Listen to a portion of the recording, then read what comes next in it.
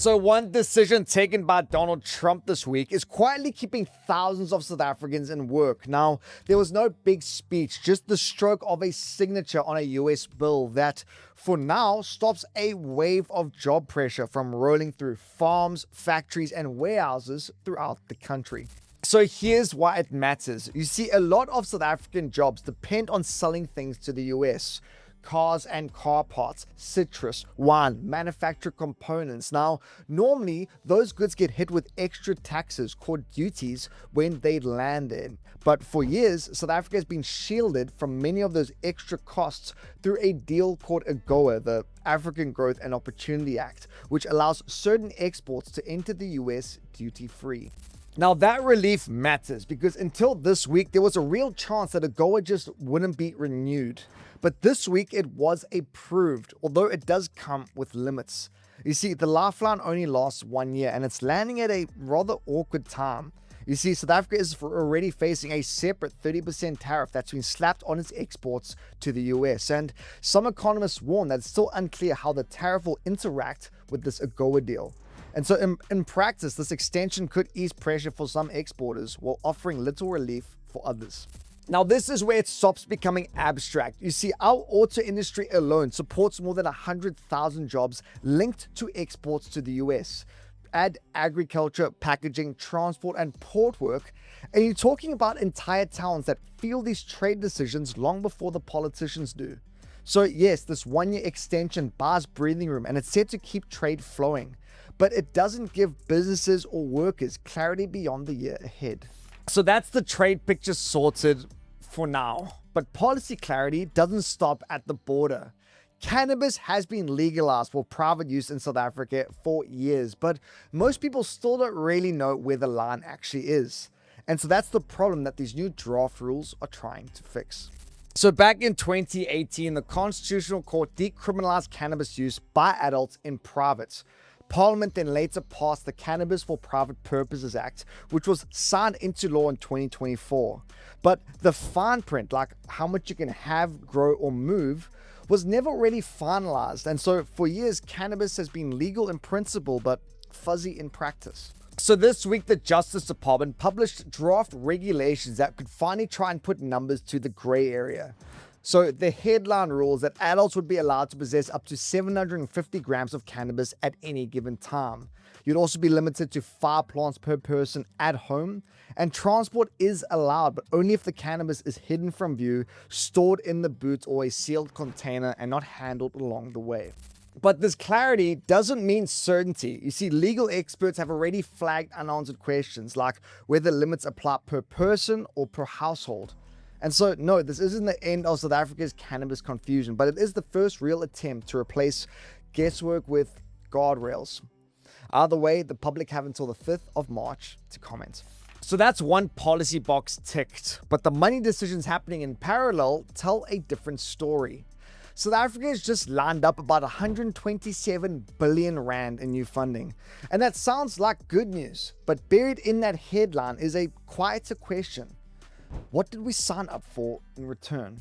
So this week, South Africa became a full shareholder of Afreximbank, unlocking an $8 billion funding package aimed at industrial development, exports, and infrastructure. Now, that shift matters because South Africa is no longer just borrowing money anymore. It is now a Class A shareholder with a seat at the table and access to cheaper funding. But as the saying goes, there's no such thing as a free lunch. You see, Class A status also comes with obligations. As a shareholder, South Africa commits both paid-in capital and something else called callable capital, which is money that doesn't count as debt today, but that the country would be asked to provide later if the bank runs into trouble down the road. So that's the trade-off here. In exchange for influence and cheaper funding, South Africa is now more exposed to how this bank performs across the continents, including loans in high-risk environments. And so that doesn't necessarily mean this deal is reckless, but it does mean that this 127 billion rand headline isn't just about what South Africa gets today. It's also about the risks that it quietly agrees to carry, with the real test only coming down the line. And before we cruise on to our bagel bite of the day, here's a couple other headlines worth knowing. For starters, Jordan Hill-Lewis has emerged as the DA's clear heir after John Steenhuisen's official exit. But key questions do remain, whether he stays on as the Cape Town mayor, moves to parliament, or tries to do both while party factions quietly jockey for position. Eskom has backtracked some earlier threats to fine households that haven't registered for rooftop solar, saying that there are no plans to impose penalties even after the fee exemptions end. A relief for thousands of solar users caught in months of mixed messaging. And droughts in the Western, Eastern, and Northern Cape have been declared a national disaster, triggering tighter water restrictions as dam levels fall sharply, and putting added pressure on farmers who underpin more than half of South Africa's agricultural exports.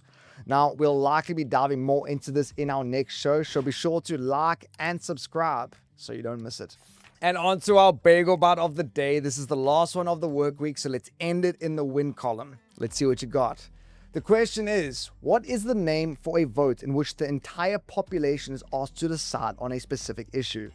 Is it A, referendum, B, census, or C, primary?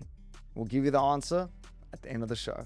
South Africa has just raised more than 450,000 Rand for a man that most people didn't know by name.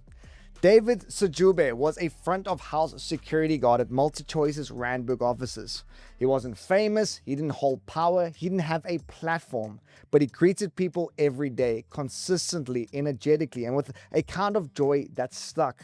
And so when he was tragically killed in a cycling accident last week, the country responded in a way that even caught his colleagues off guard. So a crowdfunding campaign meant to raise 20 grand for his family hit over 450,000 Rand within days.